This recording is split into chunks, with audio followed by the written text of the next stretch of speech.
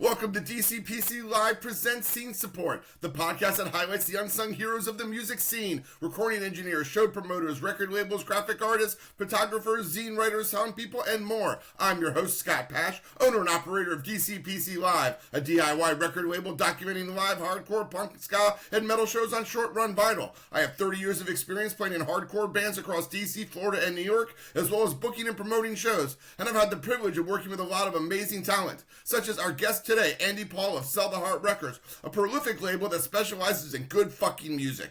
You can call it whatever you want by the end of this, but trust me, it's solid. I first connected with Andy online through a record label support group called Scene to Scene. Love you all. And we later met in person at O Positive Festival when his band was playing. Since then, we've kept in touch at Fest, Camp Pennsylvania, and of course through text and online conversations. If your idea of a record label is some asshole ripping off artists or a hipster too cool to talk to your band, then you're not picturing Andy. His label puts out top-tier releases, but just as importantly, he's a genuine stand-up guy, and it's a pleasure every time I talk to him. Aw, thanks, man. How you doing, Andy? I'm doing good, man. Scott, I appreciate you doing this and asking me to come on board. And yeah, no, the pleasure's all mine. I'm really stoked to be here. So thank you. No, I mean, you've been doing this label now for probably, 15 years, if I have it correctly? 15?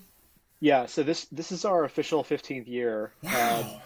Yeah, label started in 2010. Yeah, it was supposed to be me and a group of friends, trying to do this upstart, label in the greater North Bay area of California. And, the idea was that we were going to document the local scene. Sure. And very Discord of you. Yeah, try to release records, Yeah, definitely in the same kind of vein as like a Discord or something like that. And yeah, I won't dive into the woods too much as it's early on, but basically it whittled down to just me kind of taking the project and running with it. And so I've been doing it myself with the help. I have other people who I either hire or who volunteer to help along the way, but for the most part it's like a one-person operation. Yeah. Which, as someone who runs a one-person operation, I feel for you. Yeah. But, I mean, I have to imagine, I am still, in my mind, I am still, the Ant-Man to your Goliath. And I know you're a small independent label, but, you're sort of the thing that I look at and go, that's what I want to have. Not like in sales. I have no idea how many you sell or what you don't sell. It's the quality, it's the reputation. You mentioned Sell the Heart Records, but it was like, oh yeah, they put out good music. Oh. It's a well-known, well-respected label, and that's what I aspire to emulating. Well, that's really rad to hear, and I try not to get too bogged down with trying to figure out whether or not people like the label or not. Sure. Because I don't think that's necessarily something to really put too much weight on. At the end of the day, I do this because I love to do it, and as much as I'm flattered to hear that, that's super rad to hear, and it's always cool to hear that things that you're doing are well received and that people think that they're good. But yeah, first and foremost, it's about doing something that I think is great and that I care about, and working with bands that I think are rad, and because this isn't something that everyone just does, I mean, and I think it does take a certain type of person to be able to kind of steer this kind of a ship in a lot of ways, because it's a lot of work, It is, and not a trivial thing. And I'm not sure how your label started, but my label and most labels I talk to, we all started by putting on our own band's record because nobody else would. Right. And that's the way to start is I started a label, I put out my record. But going beyond that, going beyond the first two or three, you have to really love what you're doing. It's kind of like even being on a band. If you're going to tour all the time, you better love it, because touring, as much as it's fun, is a lot of hard work. Right, 100%. Yeah, I do agree that a lot of upstart labels tend to start with that same idea where it's I'm going to put out my own, band. And that's basically how Sell the Heart started, is that I was in this post-rock band called Snipers, which interestingly enough was the side project of another band I was in that was kind of more of my primary focus. But interesting. Yeah, that's a weird and stupid story, but I just figured that would be like the first record that the label would put out would be our CD, right? And so that's what we did is we put it out as our CD. But then, almost immediately, I had worked with, I courted and worked with this other local artist. The first vinyl record that we did was this artist called Good Riddler, which was a solo project. This guy named Nick, and really, really cool EP. And we kind of did all the bells and whistles. We did 180 gram vinyl, I think we did 250 copies, and, just did the whole schmear. We got a PR person to help with it and everything. And it did okay. I had no real basis of comparison, to kind of go off of whether or not it was good or bad. But, Sure. We sold copies, and, we managed to pay it back. And that was kind of the whole mission statement from day one has been, we're going to do this in such a way as that the mission is to always just have everything pay for itself. And then everything else is like icing on the cake, So, it's not to say that like we don't strive for bigger and better things for the Sure. bands, but from like a business side of things, our main objective, and when I say our, I mean my main objective, is not to turn this into some sort of like, money making endeavor or to elevate it to the stature that would allow me to do it by itself and kind of be my income, because I'm frankly not that delusional. Like I don't think that there's a lot of money to be made in music at all. And even back when I started, like, album sales were much better back then across the board. But, it's still, vinyl back then was still very expensive to produce. In and 2010, I was probably still buying CDs. Oh, sure. Yeah, most people were still buying CDs, 100%. Yeah. I think I kept buying CDs until my car stopped having them. Basically, yeah. As soon as I upgraded to a car where I was like, well, I don't have a CD player anymore. I guess I'm just listening to my iPod. Yeah, you had the iPod, and then you had satellite radio, and then you had the streaming services, and like that basically killed the CD, Yep. If my car had not gotten rid of the CD player, because I drive a lot, I probably would have kept buying CDs into now. Well, sure, because at that point you already have this vast collection. Yeah. And it's funny. I'll say this quick thing about CDs that I think is really valid, actually, and the same applies to vinyl and even cassettes. But this person, the app Threads, right? The social media app Threads, right? This person was mentioning the band Zwan. Do you know who Zwan was? Okay. It was a side project that Billy Corgan did after Smashing Pumpkins broke up, right? They only released one full-length record, right? And you can't find it anywhere. It's not on streaming services. I think it's available to stream on YouTube. I think somebody like bootlegged it and put it up on YouTube, and it just hasn't come down yet. And you can find bootleg versions of the vinyl now, but up until that, it was really only available on CD. So it was never widely distributed on streaming services.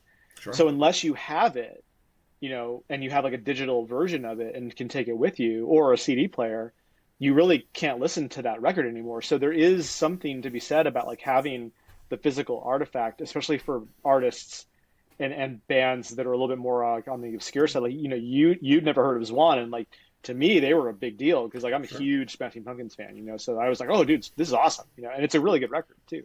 But that speaks to like when I started my label, it was like pandemic live streams instead of booking shows. And I was like, oh, I'll put it out on vinyl.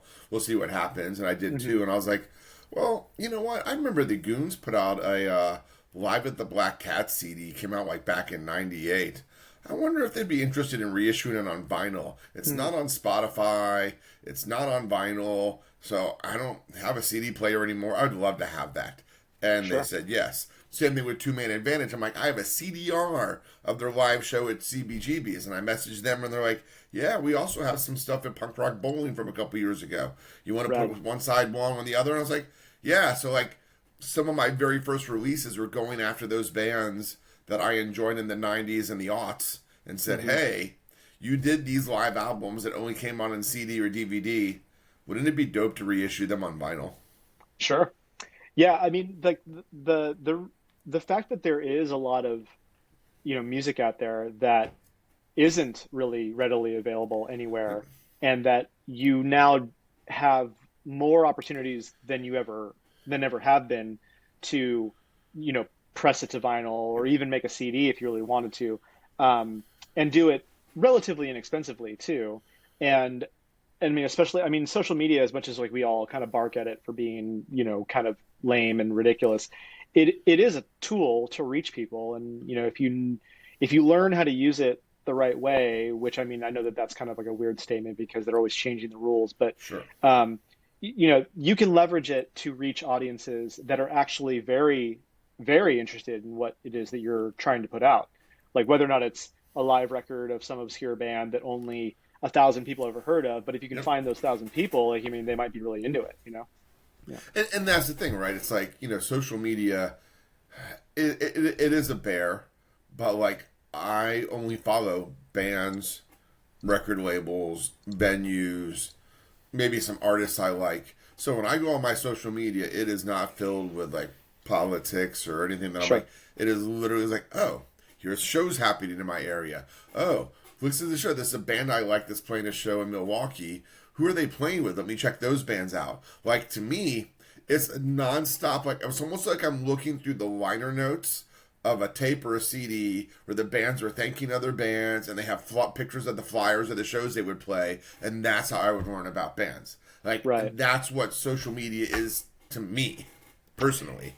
Yeah, I mean, not to get like too into the weeds about social media, but you do have the capacity to control what you're seeing. Like you can block things, you can restrict things, and all that stuff. I mean, they are going to try to funnel things in front of you, but that's just the nature of the base, like either advertisements or, they're trying to hype like whatever. And I mean, I don't want to get too political here, but like, obviously with I don't know, you've probably heard of like all the stuff that was happening in the last few days. Yeah. I am a political science major and I do teach at a college and I'm teaching civic engagement right now. Sure. So, and part of that is how to have digital literacy. So yes, I am fully aware, which is why I don't want it on my social media because that's how I live my life otherwise. Well, right. But this is all to say that like if you really want to use social media in a way that is curated for your taste, you do have a lot of ways to do that. It's not something that we're just bound to and like you can't control it. And sadly, there's actually a lot of people who don't know that. Like they don't understand that like these mechanisms are in place, and there are like there's a whole settings, bunch of settings and things that you can turn off and turn on and whatever. Yeah. But anyway, that's for another talk. So getting back to the start of your label, I mean, you're talking California. You said the Bay Area. Mm-hmm. I mean, I'm 48, so like I consider that area to be kind of a bastion of punk rock in the 90s. Sure. And as I didn't define what music you do, I put it somewhere within that punk rock. There's some indie in there. I'm sure people think like, Sell the Heart, they probably think it's emo core or something like that when they hear your record label name, perhaps. But I didn't want to define you. But I still, in my mind, you're punk adjacent. So being in an area with so much other punk rock, like, was there just so many other labels? Like, I was like, what made you feel like you had a special niche to provide? Like, there wasn't enough labels to support the bands that were there. If memory serves, like, I think part of the inspiration was just really that at the time there actually weren't any record labels that I was aware of, at least. I mean, there were a few that I knew of that were based out of like the San Francisco, like specifically San Francisco and like in the East Bay, but I was in the North Bay, right? Okay. So I thought that it would be cool to have a label that was grounded in the North Bay. There had been a few independently run labels in the area that I was living, but they had all kind of dissolved at that point. Like for years, they had come, they did their thing, and then they kind of burned out, and then that was that. So I thought that it would be really cool to kind of do something like that. And sure. I had no real ambitions for how long it would go, or I didn't even really necessarily have an idea of what types of bands I wanted to work with, because the main focus was just to document the local scene, which at that time was pretty awesome. Like, I mean, I can't really speak to how it is right now. I still go up there and visit friends every once in a while. And that area is super rich with talent. I mean, there's a ton of bands that have come out of there, like the Velveteen, Ceremony, came from that area. Diesel Boy, Bracket, Yeah. Tsunami Bomb obviously is from Yep. there originally. So it's a very vibrant music scene, and that's just like the punk adjacent bands that are from there. You know, there's a ton of like jazz and hip hop and blues and folk and And did you alt touch on any of country. that at all? Well, initially good the band that I was in, Snipers, was this post rock band, like Yeah. like kind of instrumental, kind of grandiose, very loud, quiet, loud kind of stuff. And Good Riddler was kind of more along like the indie rock, but very very niche, kind of Yeah. sound. And um, right after that, like I worked with this band called Over the Falls, who were kind of along the lines of like Clutch, Okay. so kind of like Love riff uh, heavy, kind of rock, Baltimore all day. Yeah. Yeah. Yeah, Clutch is great. And shortly after that, there was this band called Mare, who was a little bit more like Sounds familiar. well, maybe, I mean, I'll send you a link, but you probably never heard of them. Okay. But they were kind of more like this, kind of grandiose, like kind of indie rock band. And shortly after that, this band called Teenage Sweater, which was a two-piece kind of electro indie dance, thing. So, we at that point we really hadn't even touched on punk, you know, Yeah. or like hardcore, and certainly not ska or anything like Yeah. that. So it was a pretty diverse start there, as far as the first few records that we did. And actually one of the first real punk rock thing we did was a compilation, Okay. which was a compilation of bands who, not all of them were from the Sonoma County area, but the vast majority of them were from the Sonoma County area. But they had all recorded at this one recording studio, right? Okay. And so the compilation was like kind of centered around this That recording recording studio. studio that That's that was pretty rad. local and had worked with Yeah. all these bands. And it had a lot of really cool like punk, bands on it. And you know, fast forward to now, and since then I've worked with bands that you could definitely consider punk rock, or Yeah. punk adjacent. And then a lot of bands I would say fit into a little bit more of like the post-hardcore kind of sound, like the Fest kind of sound. Yeah. Um, and then I've worked with ska bands, I've worked with other post-rock bands. I've worked with like dark wave kind of goth bands. Okay. So the way that I kind of describe it to people is that we're more like Sub Pop and less like Fat Records. And that makes a Yeah, lot of sense to me, right? Like, yeah, you know, I grew up, in the 90s in the DC area, yeah, and Discord obviously like has kind of a sound, but not really. Like once it got past like the hardcore sound, it's like, you want to call it post-hardcore, post-punk, but I find that to be as impossible to really define as indie rock. It just means sure, nothing to me. Like you told me you're a post-punk fan, I was like, that tells me absolutely nothing. I have no idea what you sound like. But at the yeah, same time, I grew up and was like, oh, Epitaph has Punkorama 1 out, and Fat Records has Fat 2, and they have definitive sounds. right, Lookout had a definitive sound. Even No Idea in Gainesville tended to have kind of a sound. And then like J Tree Records had kind of a sound. Victory hmm, Records had a sound. But yes, I definitely understand. I could see, kind of like Kill Rock Stars or Sub Pop. You have that more like diverse situation. How do you feel that like has that been helpful? Or does it not matter? You like whatever fucking everyone's putting out whatever I want, and I don't really give a shit if people are like, oh, I'm not following this label and buying everything because sometimes they put out dark wave and I only want to buy their like, shoegaze. yeah, yeah. It's a double-edged sword. Like on one hand, I want to come from this place of like, you know what, I don't care, you know, about what other people think about the way that I've curated the record label, because I like the music that I'm putting out, Sure. right? And that's all that matters, and I'm going to make it work regardless, right? However, on the other side of that sword, it does make it harder to funnel things to people, because it turns it into a situation where now you're trying to find the audience for each band versus having an audience for all of it, you know. Now, it's not to say that I don't have people that are totally stoked on everything that I've put out. Sure. I mean, I have several people that that are so rad, and they purchase every record I put out happily. They've had nothing but positive things to say about like virtually all of it. They love it. But the plain and simple truth is that the vast majority, I would say well over 90% of the like orders that I get are people buying one record at a time. And I would even venture to say, I don't have the data to like really hard define this, but I'm pretty sure I'm pretty right on this, is that the vast majority of people who come back to purchase another record, they're typically buying stuff that's kind of aligned with the stuff that they bought before, you know? And then, you know, there's that other 10% that are a little bit more like, oh, I'll buy like this and that, or I'll buy like this and that. And sometimes I'm even like really surprised at like what people will pair together. Like they'll buy like a Snipers, like, you know, I re-released that Snipers record on vinyl a few years ago.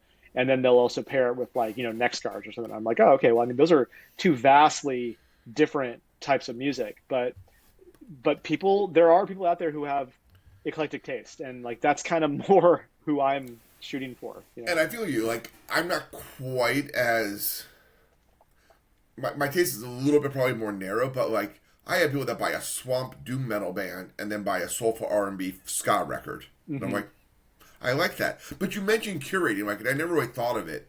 That's, you know, that's kind of what labels are. It's like pre-playlists. We're curating, and we're doing it just you and me. And I'm like, now, as you said that, I was like, have I ever had good taste? I think about, like, growing up in high school, like, man, am I really thinking, I was like, oh, I know what sounds good. Like, if I like it, everyone else should like it too. Right. I don't know, but like... But that's kind of like, you know, that's the second time someone's used that word to me in the last week, because now I'm doing these monthly shows at this one venue in Kingston. I was like, oh, you're doing a good job curating this. I'm like, yeah, I thought I was just booking good bands. But yeah. Yeah, I mean, I don't know. Like, I think that there are certain words that people use that are nice to hear, but they don't necessarily matter, you know. like is it curating or are you just booking? I mean, you know, but it's all to say that like even if you don't necessarily think that you're curating something, like you are, like, I mean, you are, because like the catalog exists, like, you know, like 20 years from now, you know, I'm gonna look back and I'm gonna say, okay, these are the records that I put out, right? And I'm gonna revisit them. I'm gonna listen to them. I'm gonna be like, yeah, dude, like these were all really good records. Like they were good bands working their butts off, writing good stuff. And I know not everyone's gonna love it, but I would hope that there are enough people that would love it, that would be willing to throw down 20, 25 bucks, buy the record, support the band, you know, be stoked on like this rad band that I think is really cool, you know? And you know, the fact that I'm able to even do it at all is, I think, super cool and super fun. And I feel like it's not a necessary thing anymore. Like I don't think labels are necessarily vital, you know? Nope. But I think that they do play an interesting role in the independent, you know, music scene, because of the ability to kind of foster community and foster this, I guess, for lack of a better word, like guided, like big playlist type of curation, like we're talking about, you know. And I don't disagree with that idea. Like I do think that there is something to that, because like if nothing else, like that's what my job is I'm trying to get people to pay attention to these bands, You know, that's really what my main job is, to like, you know, say, hey, like there's this really cool band. I like them a lot. I like them so much that I'm willing to put like several $1,000s behind them to break this record and to tell you that it's really good. And here you go. And you should buy it, you know? Yeah. And you mentioned that, like you're promoting the band, hey, everyone should do this. How often, you know, how do you manage the bands making sure that they do their promotion as well? Because I'm sure you've had a mixed bag of results with that, like anyone else, because some bands are really, really good at it. Some bands try their best, and some bands, it's like crickets in the wind. Yeah, that's kind of constantly been a you know, a struggle. I'll use the word struggle. Sure. So I think it's a word that works here. But yeah, like the hardest part about it is coming at the bands and communicating what it is you need from them in a way as to not make it seem like you are trying to like boss them around, right? Sure. Because A, nobody wants to feel that way, and B, I don't have that right, you know, because that's not the way that this transaction works, right? Like I don't own anything. Like the only thing I own at the end of the day are the actual records, because I paid for them, right? At least, you know, the majority of them, like, you know, exactly. I usually give the bands some records up front and like all that stuff. But this is all to say that like I don't work with contracts. I don't have the band sign any kind of contracts because I don't think that they're necessary, because we're not dealing with huge numbers here, you know. And I'd say that I do a pretty good job of vetting people, you know, and like trying to get like an understanding that, hey, like this person's not going to just completely drop the ball, and they're not going to completely, you know, ignore me. I will say it has happened, and it sucks. It's not a good feeling. So any bands listening to this, don't do that. It's not cool. Good. Well, no, it's not cool at all. It is not. But here's the thing: is that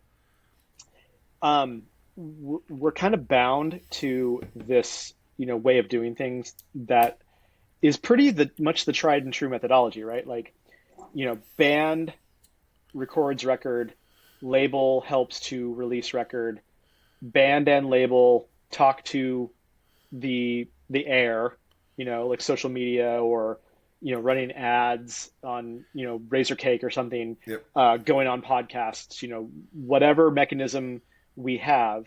And the end goal is to sell records and to get people to listen to the band and then eventually go to see them play live, right? Yes. And the only way that actually works is if the label and the band are doing those things on a somewhat consistent basis and doing it in a way that's meaningful, right? But if it's a lopsided situation where only one of those parties is really doing the work, then it's not working. And what I find to be the easiest thing to do is just, you know, nudge them politely and say, hey guys, you know, don't forget, like, you know, talk about this, like post about it. You know, I don't care if you post about it every day, but like you got to post about it a few times. You know, and here's some suggestions on things you could do, right? Yep. And, you know, some bands are great about doing that. Some bands are not. Yep. I've had both. I've had bands that are just so great about it. They kill it. They're online. They're not, and, you know, like you have to ride that fine line of not annoying people. Sure. By like posting stuff like every day, like three times a day, and be like, buy my record, you know?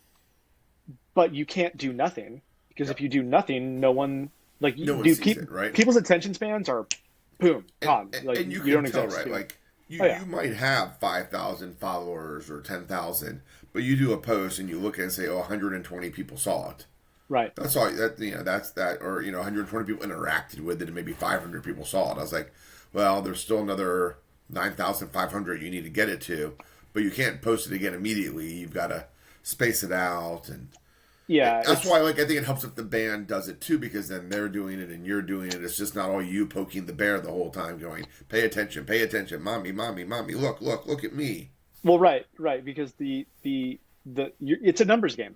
It's a numbers game. That's just the way it goes. Is that, you know, I've got 5,000 followers. The band has 5,000 followers. if it's a split, that other band has 5,000 followers, and you're trying to get a percentage of them to do the thing that you're asking them to do, right? And we all know how social media works. Like, it's all about engagement. It's all about like how long they watch your video. It's like, all these things like all come together to like culminate in like, more visibility, right? Yep. And you can also, pay for ads, or you can, run ads in, print zines or on websites or Google or whichever platform you're going to use. And all of that stuff helps, but it's really expensive. Yep. And in my experience, not really that worth it. I really, frankly, don't think that it's worth it to do it. The number one thing that I think does work, and I really wish that more bands did this, and I'm going to say this too, is that I know it's hard. I know it's not easy to do it. You got to play shows. You got to play live. And because that's where you connect with people. Like, I don't know, like this whole thing where like, people are leveraging social media and like it's become like their whole like personality, and like that's all they do. It's the like, only thing they do. I don't want to say that it doesn't work for people and that there isn't the ability to connect with people that way, but to me, it's like very inauthentic, and it's not.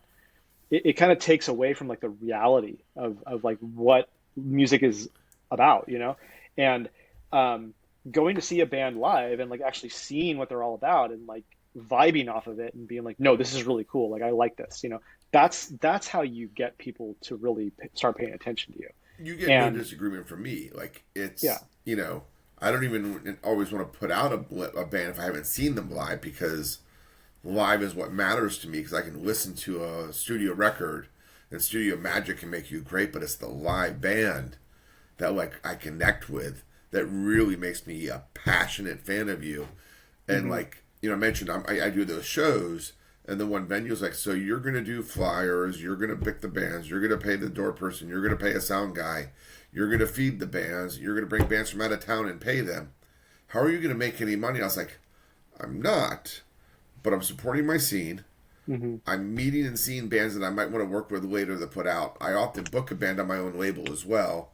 Right. And I bring my own records there, and I'm a pretty verbose person. I'm not incapable of having a conversation. So I usually can sell a handful of records at a show. And that selling a handful of records is pretty much the goal of this. And I would rather spend $100, like lose $100 or $150 at a show where I'm having the time of my life than lose $150 on an ad in a zine or on a social media ad. Right? Like, that to me is like, that's a much better use of $150 gone. Right. And the live show thing is it's not easy either. I mean, because you have to balance the risk of overplaying, in any certain area, which will kill your vibe. I've seen it way too many times. It happens, dude. It happens to every band at some point, I would say. And it doesn't mean that you can't do or you shouldn't do the social media thing or the newsletter or all that stuff. But, I'm going to say this quite frankly, like, a lot of bands are just lazy, dude. Yeah. Like, they're not great at doing the things that you need to do to, I would say, maximize the potential of what it is that a band can do, right? And this is, of course, to say that not every band wants to maximize their, like whatever, like, the thing that this is all bringing it back to, though, is that like, here I am as a person trying to run a record label, which the sole purpose of the record label is to sell records. Like, that's what I do. Like, I try to sell records, right? Yeah. So if I'm working with a band who ultimately does not have the presence of mind and the willingness to do the things that they need to do in order to help make that happen, there is no reason to work with that band, and it's unfortunate because at that point you've already done it. Nope. So you're kind of SOL at that point. And that's where you kind of have to be more inventive and figure out other ways to like get those records into people's hands. And I'm gonna just say it. Like, I've had a couple of experiences with bands where I'm just like, dude, like, you pretty much screwed me, and that sucks. And you basically left me hanging for thousands of dollars, and you're not willing to take any responsibility for it. Yep. And you know that's a real bummer because like I was under the impression that we were going to work on this together. Yep. And thankfully that is the exception to the rule. Like that's only happened a couple of times. Um, Almost every other experience has been really positive, and it's been really great. And like most bands are very receptive to like the things I have to say, and like they understand where I'm coming from and like what my position is. Yeah. And it's always like trying to make sure to emphasize, like, dude, I'm not trying to make money off of you. Like, first of all, there is no money to be made. Yeah. Secondly, even if I do make money, you're going to be getting some of that money. Like, Yep. that's how this works. Like, so, um, thankfully most of the bands that I work with are totally chill and they're good about all of this stuff, and it's been really positive. Those handful of times though where it's been a bummer, it really is a bummer. So again, if you're listening to this and if you're in a band, unless you're willing to put in the work and do the things that you need to do to move units, don't hit up labels. Yeah. Don't do it. Don't agree to do it. Don't talk about doing it. Yeah. If you break up, that does happen. I've certainly had people that didn't know they were going to break up, and it does. Yeah. Sometimes but I've still had those bands still be helpful. But it's the like, oh, I did a split with two bands, and the one band is all in, and the other band's like, oh, I don't even want my copies. I'm like, what do you mean you don't want your copies? I don't even understand that. I don't even understand that. Yeah. Yeah. To me, it's unfathomable because I'm just like, dude, why did we even do this? Yeah. Because you clearly don't even care. Like you just don't even care about it, So it boggles my mind because like you, I'm a musician too. Like I've been in bands and like I care deeply about getting it in front of people, and like I want people to hear my music, and it's not an ego thing. Like I'm not doing it because I was like, oh, I want to be like a big shot. It's like, no, dude, like I'm doing this because I want people to hear it. That's why you put out music, is so people can hear it. Now, you ever run into it? And I've run into this, and I don't know if it's just because of it. I do live albums, but like a band, I'm like, oh yeah, well, that was a year ago, and we play a lot better now. We're a different band now, and so that record no longer really captures who we are. So we don't really want to like support it anymore.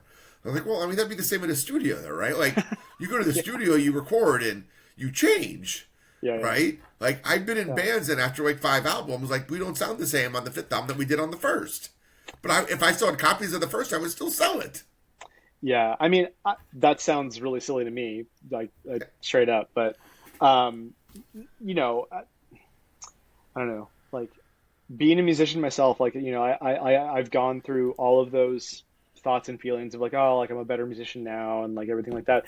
But maybe I just have a different perspective. Like I'm really proud of like all the output I've put out. Like, like there's obviously stuff that I'm not as stoked on, or like I'm just like, that was a rough recording, or oh, we could have mixed it better, or oh, like my performance isn't that great. But I don't look back at any of it and cringe or anything. Like I don't think like, oh God, that was terrible, or like that was. It's all a learning experience. It's all like part of evolving and becoming a better musician. It's a snapshot of where you were at that moment. Absolutely, and where you were was where you were at, and people liked it, and you liked it, and don't shy away from the fact that that's where you were. Yeah, and just the bottom line too is like, dude, you're making commitments with people. Yeah. Like you're when a band. Nowadays, especially when a band works with a label like of our type, we're not doing this to Warner Brothers and MCA here. Yeah, you know what I mean? Like there's no 360 deal, like no one's screwing you out of anything. This is all just like it's basically just for fun, It's supposed to be for fun. Oh, it is. And I'm still on the losing money. Like I break even on some releases. Some releases I do really well, and others I lose. But, like, my wife and I looked at my numbers this year. I was like, oh, well, if you were, like, an avid golfer or a skier, you probably would have spent as much money doing that over the course of 12 months. So, yeah, that's kind of how I see it, too. You technically lost a certain amount of money. What else do you do with your time? This is what you do. Well, see, yeah, that's really how I view it too. Is like, I'm willing to invest a certain amount of money, and I'm willing to lose a certain amount of money Mhm. at the end of the day, because of the fact that it's like, I know that this isn't meant to be my job, and I can't make it my job because I have a job. So, what am I willing to risk, to Yeah, have this fun, because to me it is fun, yeah, Um, and yeah, like that's really how I see it as well. And I'm really grateful. Like in the last 15 years, I would say that there's definitely been a few years where I've lost money. Like on like when you think about like yeah. an annual budget, like there's years where I've lost money, but there's been years where I've made money. So I feel like it's mostly evened out for the most part. You know. And you have to find other ways to kind of help augment that, like whether or not it's like I have my record club that I do, which is a Yes. great way to generate, some like quick, influx of cash, which is nice. I have my Bandcamp subscription. I have a Patreon now, which helps a little bit. I'll do like flea markets. I'll go and I'll vend at flea markets, and sometimes I sell a lot of records. Sometimes people are like really stoked on stuff that they've never heard, and then sometimes it's a loser and you don't sell anything. But Yep. it all ends up coming into like this giant pool that I work out of, basically, you Yeah, know? you diversify quite a bit. Like I've seen, you have those package deals where I buy one record and I get so many extras that I don't know what they are. Right. The record club Patreon, and I pondered all of those, but it's like I just haven't wrapped my head around the logistics of what to offer for a Patreon, or even like, you know, I think okay, I have the inventory to do a record club, but I only do runs of like 100 or 200, and then as soon as I think I have the inventory, I have a good couple months. I'm like, oh, I don't really have the inventory right now, and it's weird. Like I just don't consistently always have that much variety. Right. Yeah. I mean, like the record club is an interesting situation Yeah, because, um, you're committing to something, like, yeah, and not to mention, things happen, like, bands break up. yep, Yeah. I mean, this thankfully hasn't happened to me during the record clubs that I've done, but the things that have happened that have really been the biggest wrenches in the gears was delays. And yeah, that was more like a few years ago when we had like the big, delays at all the pressing plants. But, yep. I um, remember that. I will, I'm grateful that most of the people that have ever like done pre-orders with me haven't really had to deal with significant delays. And the ones that I did have delays, I only got like maybe one or two people who were really like mad Yep. about like, oh, how long, why is this taking so long? And usually they were even like really understanding. Like once I explained it, was like, hey man, this is completely out of my control. Like I can't Yep. do anything about it. If you're really upset, I'll refund you and it's fine. Like no big deal. Like we don't need to have like a screaming match over this. It's a record, dude. Like it's not a I big think it deal. was my third release, Two Man Advantage, during that pandemic, and I think we got Taylor Swifted or something. I have no idea, Oh yeah, but yeah, it like yeah. took friggin' forever, and I'd done the pre sale. And I'm like, that's it. I am never doing a pre sale until at least the record has been shipped to me. I was like, Yeah, but I prefer to wait till it's in my hands. I'm like, I'm just not doing that again. I like getting my money back as fast as I can, but you know what? Like, I am. I mean, we're talking like a 6 or 7 months like delay. I'm like, oh, this is way past the date. I thought I was going to have this in my hands. yeah. The pre-order thing, it can be really tricky if you're not careful. So, And like anymore, like I try not to do pre-orders more than like 6 weeks out if I can help it. yeah, At the very longest. And I'm with you. It's like I'd rather know that the test presses have completely passed muster. Artwork's been completely dialed, and we have like a locked in date of when they're supposed to be yeah, here. And it's especially like now that I'm working with a distributor too. Like I actually have a distributor. I have to really make sure that I have everything like locked in yeah. and like done. By a certain time. And how many records do you normally press? Like I said, I do short runs, but I'm looking at expanding because I'm also talking to a distributor. So if I expand to a distributor, I feel like I'm going to have to press more than 200. Yeah. Well, these days, really, like I'm pressing my default. really right now is like 100. Okay, so even with the distributor. Well, but here's the thing: is like it's with the caveat that it depends on like what the full scope of the release is. So Okay. I'm a really big fan of partnering with other labels Yes, on I saw that. releases. You do that a lot really well. I'm very impressed by that. Yeah, and I think that that's a really great way to not only help the bands out, but it's a really cool way to just build community because Sure. there's all these great other labels that have, like your own and that have popped up around, the world really that are trying to do something very similar. And we all use the same models, Yep. like this isn't a thing where, oh, I've got an edge because I do this one thing different. It's like, no, dude, we all do the same thing. Yeah. Like the only major difference is that some labels are more curated towards a certain sound or a certain audience or whatever, and that's how they do it. But like for example, the most recent release was the Oh the Humanity record, which just got out. You mean this record right here? Exactly. Like It's you so you purchased. wonderful. I love Yeah, it. I love the yeah. band. I love this record. Thank There you, you go. sir. Yeah, yeah. I appreciate you purchasing the copy. But we partnered with Engineer Records, who have been a long time partner of us in the UK, and Thousand Islands Records, which is a really awesome punk rock label out of Canada. And it was like a match made in heaven. Like all three labels worked in really great sync together. We all promoted it really well. Thankfully, it got really well received, and the singles did well. We did have the ability to have a good PR person help us push it to, zines and the magazines and online and all that good stuff. And I think we got a few podcasts in there, and we got some great album reviews for it. And the album sold really well. Like, I mean, I'm now out of the copies that I have available right now. The only copies I have are the ones that are set aside for my record club. Yeah. So right now you'd have to sign up for my record club to get a copy from me. You can still get them from Thousand Islands Records or the band or from Engineer, but Didn't you send some to your distributor too, as well, or? yeah, I did. I did send some to my distributor, and so we pressed. I think we pressed 300. But Yeah, spread over three labels and the band. exactly. So anymore, I think 300 for a band like of their size, Yeah. is kind of the sweet spot, you know, Yep. because you're not pressing so many that you run the risk of having like all these leftovers, right? But you're not pressing not enough so Yep. that you can't distribute it, far and wide and really offer it at a decent price, right? Because the price point at that point is still viable, right?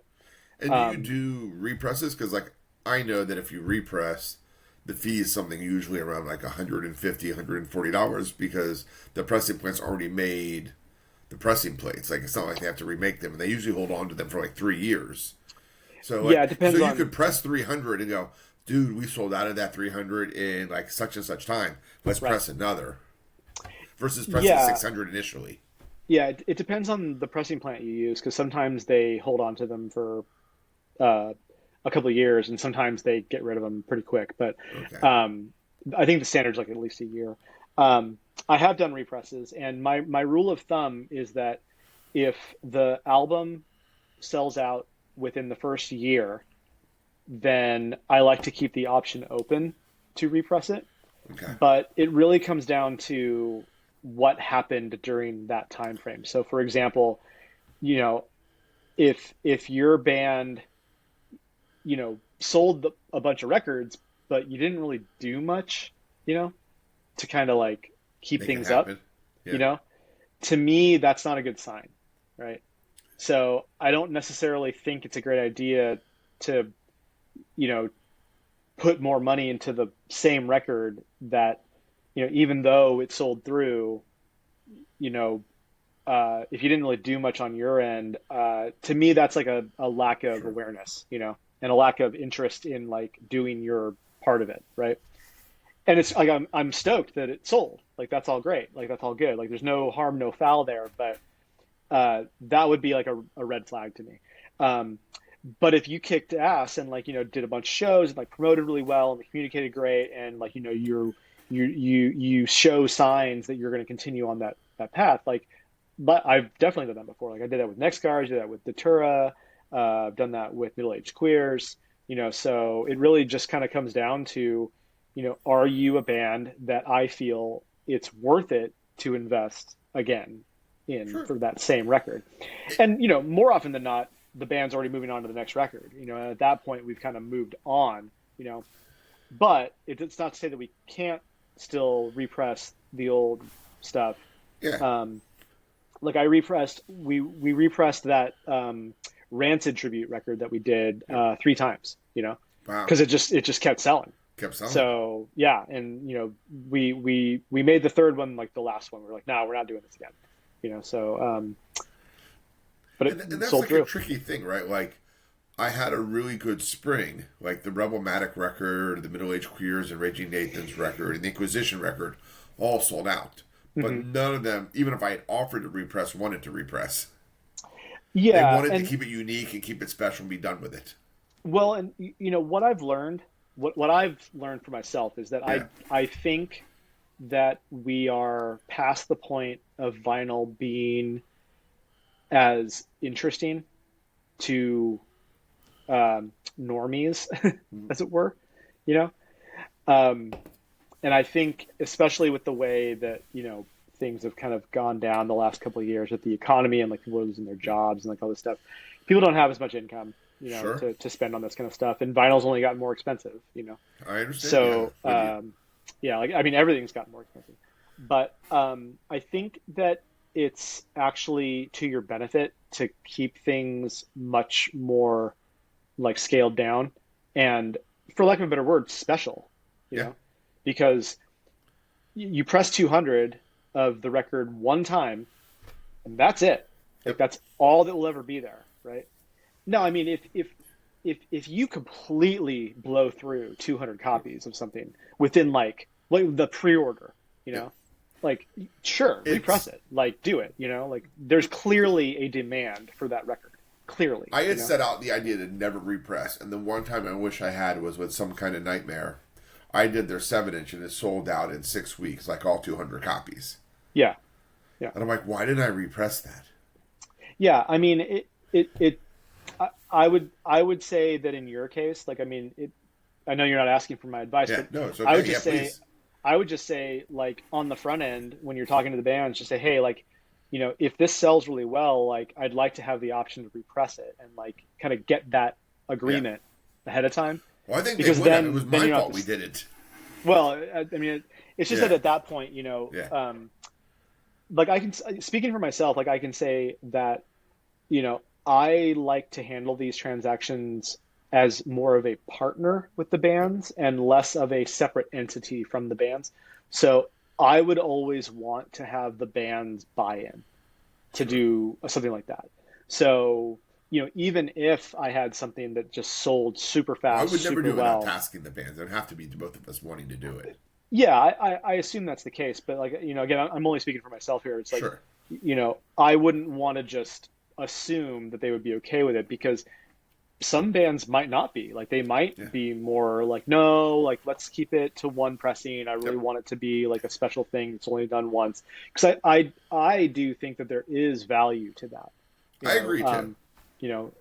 Especially like there are some bands that are super prolific and like they can write new material like super fast, and then there's on to the next thing, And that even speaks like Minds Minor Live albums, 9 times out of 10, the songs on the albums have already been recorded and are on Spotify. So a lot of my releases, they might do a single or two, but they don't want to put the full album up. They're like, what? I'm not going to put up the live album on Spotify. You can listen to the same song studio. If they want the live album, they got to buy it. Right. And I'm like, and I just basically say the digital is whatever they want to do. I have no say. I have no concern. It's not my problem. And I know I could probably try and be a part of that, but like with such a small scale, I work with small bands, and because much like you said, I like to document the moment. I'm a history teacher from DC. I will put out a record by a band that never leaves their town if I like their music. Like I'm doing this high school band from DC called 504 Plan, And they're being very clear to me that they're midway through their junior year, and when this record comes out in May, that by the following May they're going to be breaking up because they're going away to college, Right. and there's only going to be 1 year to sell the record. And I'm like, I'm okay with that. Yeah. I'm like, it's fine. You're a great band, and I'm doing this because I really dig what you're doing. Yeah. And I think it matters. Yeah. There's really no rules to it. Like I've said that over and over, like on these podcasts. Like there's no rules to doing any of this. It's like, if you want to put the record out, put the record out. Like you shouldn't be held to some, standard, like especially like for us, like we're not all about the numbers, and like even though I understand like the numbers matter, like in the grand scheme of things, like you can't just put out like everything, and then if they're all losers, then feel good about it. I mean, like I wouldn't feel good about that. I'd feel pretty terrible about it, to be honest. Yeah, if I put out 20 releases or 10 releases and I only sold 3 copies of each one, I was like, well, this is stupid. Well, yeah, like something's got to give at some point, but that's all part of the learning process, right? Yeah. I'm of the mind, though, and this is just the way that I've always approached it. It's like, dude, there is an audience for this music. There is. Yes. It exists. There's always an audience for it. You just have to find them, right? Well, and that's what I said when I was in a band. I was like, what, 7 billion people in the world? Yeah. And we press 200 records. All I have to find is 200 out of 7 billion that like us? Yeah. Yeah, it's not, Well, I mean, it's hard. It's not easy. I know, but it seems like number-wise, it shouldn't be that hard. Like, even in the United States, there's 300 million people. I should be able to find 200 people that are willing to spend We could go on. We $20. could talk about this for hours, dude. Oh, we could. Yeah, we could. We would not unravel it. Like it would probably just sound like a giant bitch session too. But how do you handle older legacy albums? Like I have probably. I have nothing left from 2021 or 2022, but I still have some records left from 2023. So they're coming on to like being 2 years old. Yeah. I'm certainly not. I don't know if I'm promoting them. I'm probably not promoting them. I don't even know how to promote them personally. The bands are not promoting it. Yeah. And they're just sitting there looking really cool. Yeah.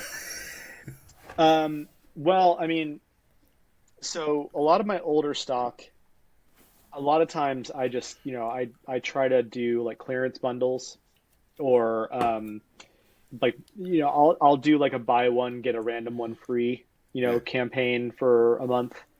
And basically if you buy a full price record, you'll get something from my old stock.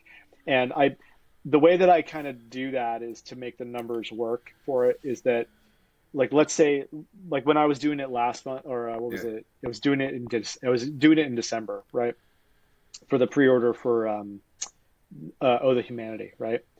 And I think for Build Us Airplanes too.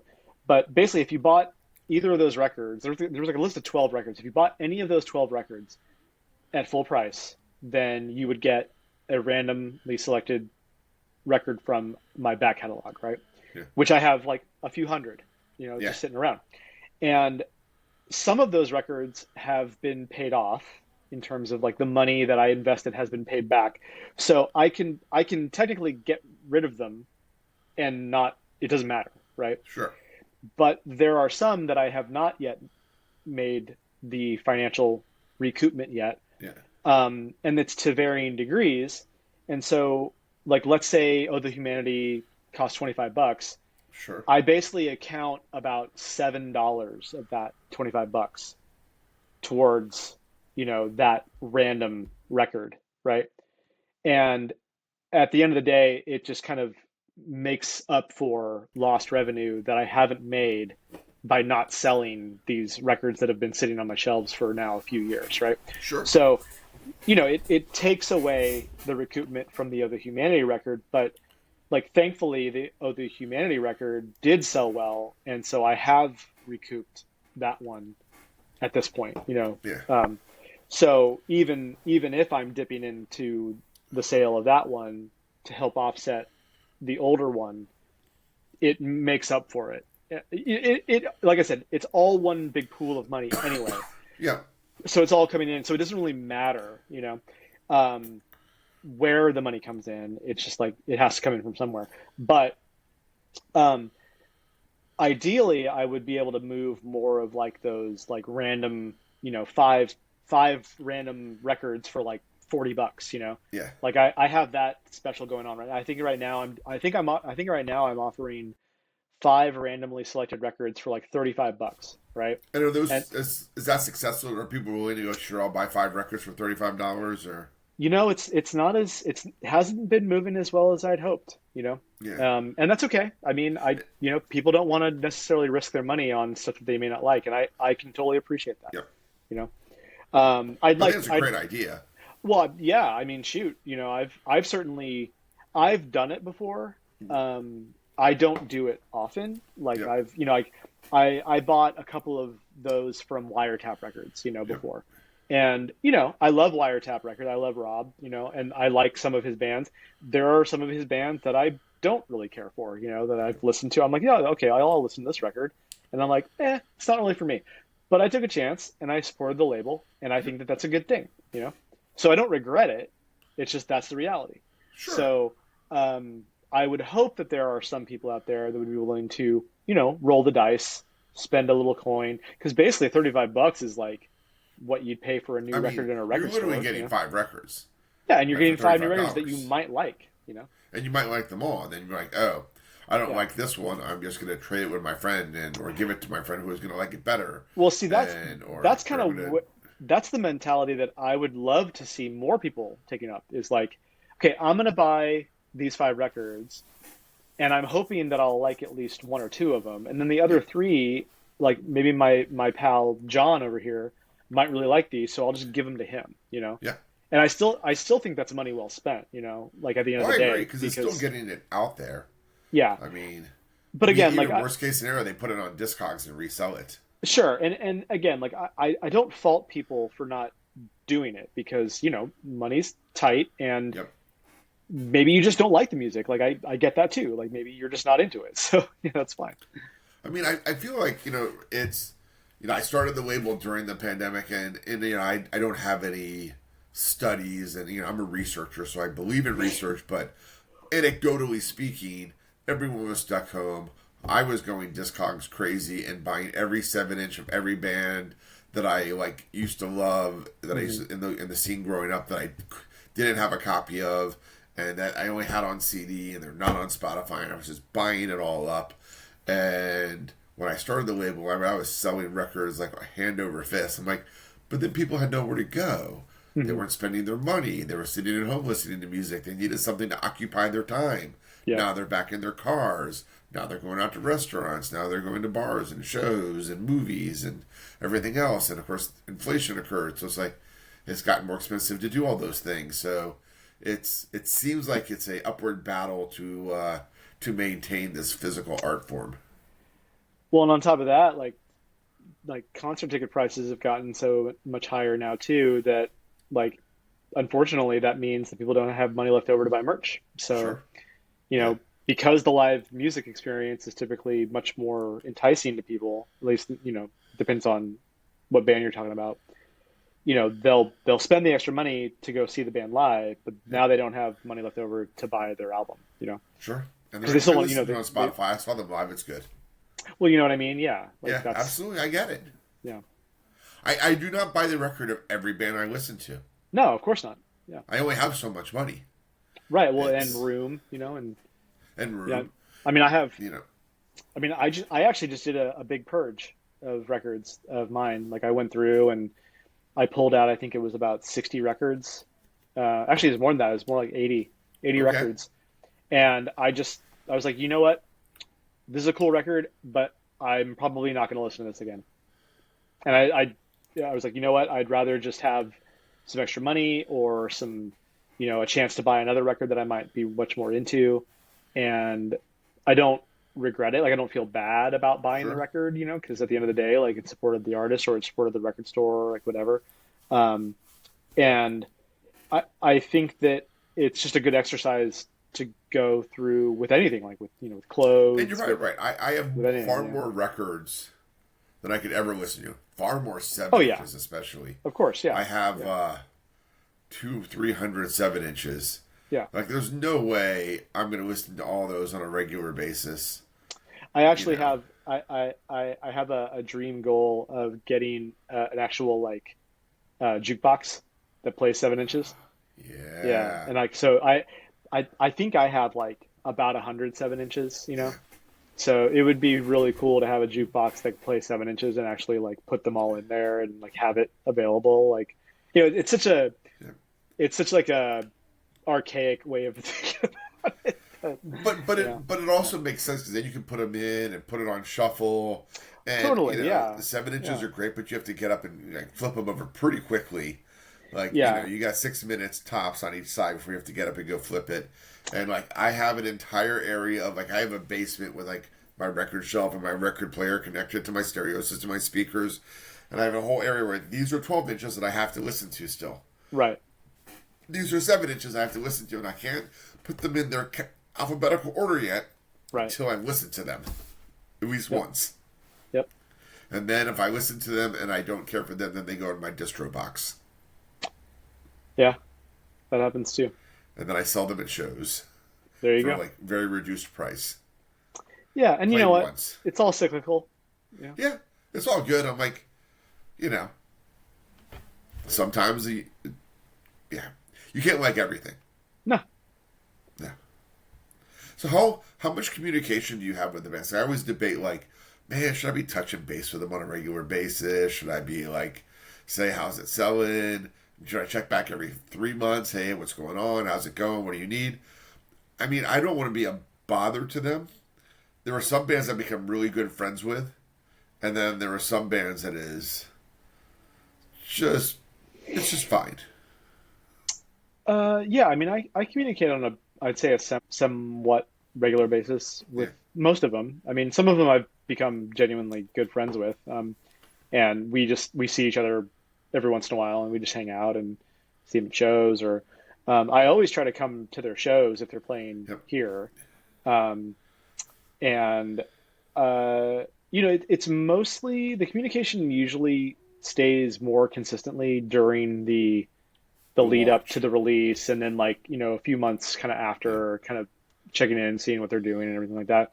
Because there is a life cycle to this. Yeah. It's usually it's like the 6 or 7 months leading up to the release, from like inception of them sending you your demo or like whatever, and then um, putting the release plan together, and then getting the pressing together, and then the actual release cycle with the singles and the videos and all that stuff, and then usually about 3 months. So it's usually about a year, I would say, with any given release that Yep. you've got. And yeah, like let's use Other Humanity as an example. So, those guys, uh, we have a multi channel thread with them. Like, so it's the Thousand Islands Records, David from Engineer, myself, and then a few members of the band. So like we have like a thread on Facebook, and so we check in there like every once in a while, say, hey, like how's this, or like what's this, or oh, did you see this review, or something like that, or how are sales, or like when are you playing again, something like that. And it's simple like that. And we also have an email thread for that kind of stuff too. And then with other bands, it's not as much, because there doesn't need to be Yeah. as much, exchange. So yeah, Yep. I remember I did Rob. He was the guitarist and singer in Amberetta, and yeah, I did their acoustic album. And then right after that, I did Inquisition that he was in, and then I did their final live album. So it was like well over 2 years where I'm talking to him regularly, and I was like, "This is it. The final album's out. I'm not going to talk to you." He's like, "Oh, we'll talk." I was like, "No, we won't. It'll be like 6 months till we talk again." yeah, I talked to you weekly for 2 years, yeah, and now it's gone. yeah. Sad. Yeah, I mean, like there's a few bands where it's kind of going pretty steadily for a few months, and then after the release cycle's done, you just kind of fades off. And uh, I, I would say more often than not, it's because there's not much to be said. I mean, Yeah. the No, I album's get that. out, and you're not necessarily like tight with these people. You can be friendly with them, but they're not. Well, especially for people that are living thousands Far of away. miles away Yeah. or whatever. Which I have plenty of those. Yeah, but you're on friendly terms with them. I mean, unless they screw you over, and then at that Yeah. point, it's like, well, okay, well, F They know who they you. are. But yeah, but no, for the most part, like there's bands that I've had to reach out to like well after the fact and say, hey, like I need some information for something, Yeah. and it's usually no big deal, and it's like, oh yeah, hey, how's it going? Like catch up, and maybe you see them in real life and touch base, and it's all good. Awesome. So before I let you go, I want to talk about some of the albums of yours that I have. So Sure. Fat Habit. Tell me Yeah. a little bit about the story behind. I love this fucking record. Yeah. I actually just played. No, I didn't play. I saw a show because I'm out of a band right now, but I got a band coming. But I saw a show with Scarborough, and the guitarist apparently is in Fat Heaven, and he's like, "Yeah, we've met before." I was like, "We have." He's like, "Yeah, I saw you walk in, and I said I've seen that dude in 4 different states in the last 2 years." I was like, "Really?" He's like, "I've seen you in Pennsylvania, I've seen you in New Jersey, I've seen you in Florida, and now I'm seeing you here in New York." I was like, "I get around." Yeah. Nice. So tell me about this. Tell me about this record. It's fucking sick.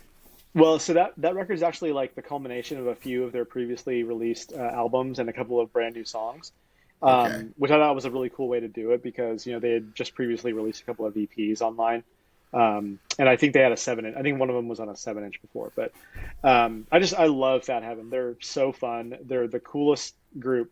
Yep. Trio from New York.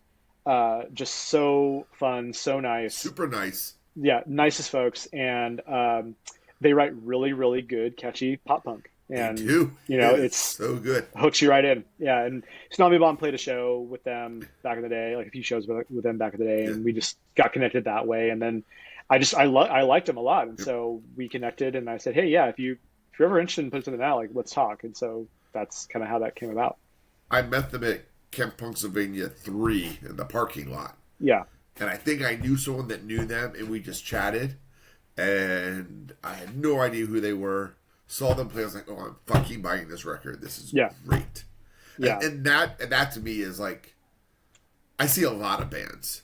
Mm-hmm. For me to see you play live and go, "I'm buying your fucking record," like that to me is that's my endorsement. I saw Totally. you. Yeah. I'm buying it right. I mean, that's even why I bought the Oh Humanity, because same Camp Pennsylvania. I saw them twice that weekend. And I'm like, oh, I'm buying it. They're great live. It's going to be a great fucking record. I have no doubt about it. Yeah. Yeah. I mean, yeah, sometimes you see a band and you're just like, that's the one. I'm going to pay attention to this one. I got these two suckers, Middle-Aged Queers. Nice. Which, obviously, I like them. I did their record, too, as well. But, like, oh, yeah. fucking it. Okay. So how did you get involved with these fabulous, fabulous queers? Yeah. So, Shawners, the singer. Shawners. I've actually known Shawners for over, God, it's close to 30 years now. Wow. Actually. Yeah. So we didn't become actually good friends until more like 7 or 8 years ago. But, we had played in bands at the same time way back in the day. And we would cross paths that way. And like we knew each other basically in passing, Sure. But we had seen each other's bands before and been introduced, and we had a lot of mutual acquaintances, and we'd see each other at shows and all that stuff. And I had kind of taken a bit of a hiatus from the label. Like the label still existed and was doing things, but I just wasn't really doing anything brand new with it at that point for a few years, because I went and got some education on how to like be a programmer and all that stuff. So I was kind of putting it on the back shelf. And Sure, I get that. I wanted to restart up with the label because I had a little bit extra money and time, and I just put the APB out. I was like, hey, I'm starting Sell the Heart Records up again. I'm looking for bands to release records. Who wants to put out a record? And it was Shawners was one of them, and there was a few other people that like pinged me, and they were like, hey, like let's talk. And so Sean and I met up for coffee, and the funny thing about that first record that we did with them was that they were already in the process of getting the record pressed. Okay. And I was like, oh, okay.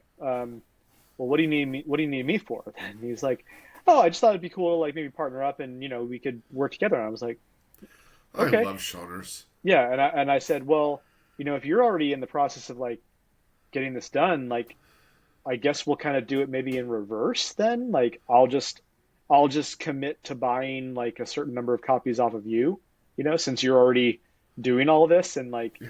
you can just put my label on it, and then Yeah. I'll help you put it out. And we that's the way that came out. And Brilliant. so yeah, it just worked really easy. And so I gave him money, he slapped the label logo on there, and then I helped him promote it, and then we were good to go. And then I mean, that record sold really well, and they've obviously done really great things for themselves, and we helped them put out their second one.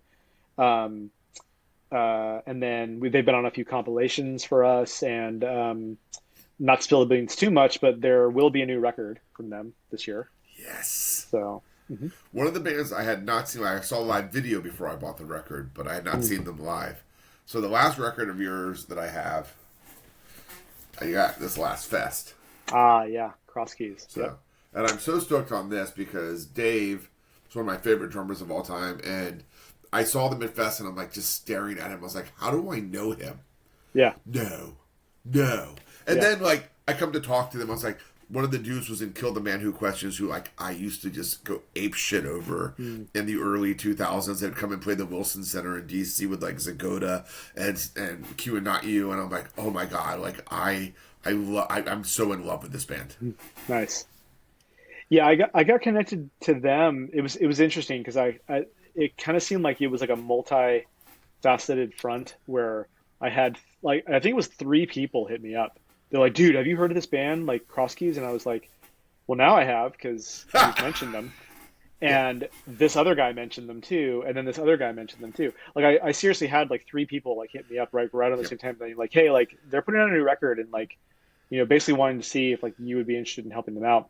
And from what I understand, like the record label that they were going to put it out with basically went under, and so they needed they wanted to find other labels to work with, and so they ended up working with Creep, Eric from Creep. Eric's a great guy. Yeah, and they were just looking for additional partners, in putting the record out. And so I listened to it. I was like, yeah, this is great. Let's do it. This is right up my alley. It's fabulous. It's a I great have record. them actually Yeah. coming up to play New Paltz in March, and I'm recording the show, and I'm not sure who runs their Instagram. It's the annoying part about Instagram is there's never anyone's name in it. Yeah. So I'm not sure who I'm talking to. And they're like, yeah. I was like, well, the recording's free. You go ahead and do it. But like, we tend to put all of our energy into playing, so Yeah. we're not sure it's going to come across live. I was like, that's exactly what a live record should be. Yeah. But that's just me personally. Like, I want to avoid as many overdubs and fixes. Like, oh, you didn't sing into the mic for like half a verse.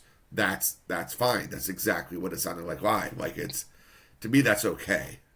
Yeah. I mean, I think a good live record does have warts in it, Yeah. and it shouldn't be like a sterling, picture perfect. Sure. I mean, it depends on your point of view. Like I don't necessarily think that a live record has to be polished and perfect, I would. I agree. think it should sound good. Like as long as it sounds good. And mine do sound good. Yeah. I think that I fight that stereotype a lot that they don't, but I think overall they do. Like Maximum Rock and Roll will literally say, "I don't like live records, but this actually sounds good." Yeah, like there's unfortunately a lot of live recordings out there that are just not good recordings, and so you don't get the like magic at all. But when you have a really, really well recorded live recording, even if the performance isn't perfect, those little warts I think add the character and like kind of really show you who the band is, and like they're just people. They're just people. Yeah. Yeah, like, oh, he missed that. Or I think my old band did a reunion after like 15 years, and we recorded it. And I think I was like, oh, yeah, I dropped my drumstick during that song. Leave it in. Like, really? It's like, it's fine. Yeah, Like, I mean, it's a minor goof, but it's exactly what happened. I have no problem with that. yeah, everyone's got their own perspectives. Like, like some bands would never release like something that didn't have like the exact like picture perfect, example of what they are. And Nope. That's okay. That is I'm okay. But I'm not on that I team. am so excited to see them again. So they killed it at Fest. I am excited to bring them to the Hudson Valley, and Nice. I'm hoping the recording comes out in a way they love, and if not, that's okay. Yeah, they're great. Right? Yeah. Very nice people. Like they're all in. They're like, I had first offered them to play like a matinee show, and they couldn't get it to work. It's like, oh, we'll play matinees all day long. And I'm like, I love you people. And they're just so down to earth. Yeah. For people like who I'm like, I know you, and some of you I've like really looked up to for a long time. I'm like, that's very nice. Yeah. You're very kind. Like, I know I'm not a kid anymore, but like I feel like a kid when I talk to people like that. Oh, sure. Yeah. Yeah. That's one of the cool things about going to like Fest, Yeah. is like, there's very little barrier between the audience and the bands at Fest. And so like, you'll walk around and you'll see somebody, you're just like, I really like your band a lot. Exactly. It's like, I am so stoked on your band. I'm like, I can't wait to see you. Yeah. So, all right, Andy, I think I've taken up way too much of your time, probably. You've been incredibly gracious. I really loved hearing about all the things you do and what you've done and what is happening before we close, I guess, what's coming in the future. And usually I close out with a song from my guest. So if you can, what song would you want to send me to close out the show? So what's coming up in the future, and what song are we going to close this episode out with? Could be any song at all. You mean from Tsunami Bomb? I mean, it could be from Tsunami Bomb. It could be a jingle from a commercial from 1929 for all I care. And whatever you want. It'll be the Folgers coffee jingle. Yeah. The Folgers coffee jingle. Yeah. Yeah. No. And here I'll actually here. Oh no, you wouldn't be able to hear it because I'm on my AirPods. I was gonna say I'd play it for you, but no. Yeah. I'll just like probably just Naysayers from Tsunami Bomb's last record. I think that'd be a good one. Awesome. But as far as what's coming up with the label, we have 2 new records to announce very soon. We've already gotten the test pressings approved, and we're actually going to be picking up the records hopefully within a week. So we'll announce those for pre-order pretty soon here, which is great. 2 bands that we've worked with in the past. So bands that you've already been familiar with if you've been paying attention. And then we have at least 1, 2, 3, 4, 5, 6 other releases planned for the year, a likely 7th, and a potential 8th if all things come together. And then anything beyond that, I'm trying to kind of keep things scaled back this year if I can, just because the last few years I've done way too much more than I should have done. Sure. So I'm trying to put more of an emphasis on kind of a less is more approach, Sure. And kind of fostering each release a little bit more versus having like a higher volume of output. Sure. So, you'll probably see fewer releases this year from us, but they're all going to be great. Like they're all great bands and as they good, always are. Yeah, good stuff. And, the things that I would say to pay attention to are, we do offer really great specials all the time. So if there is an album that you're really interested in, and you want to get a little bit more bang for your buck, I often do buy one, get ones, or, I have those curated bundles or things like that. So check those out. I also offer my record club, which is a great value. You get a lot of value for your buck.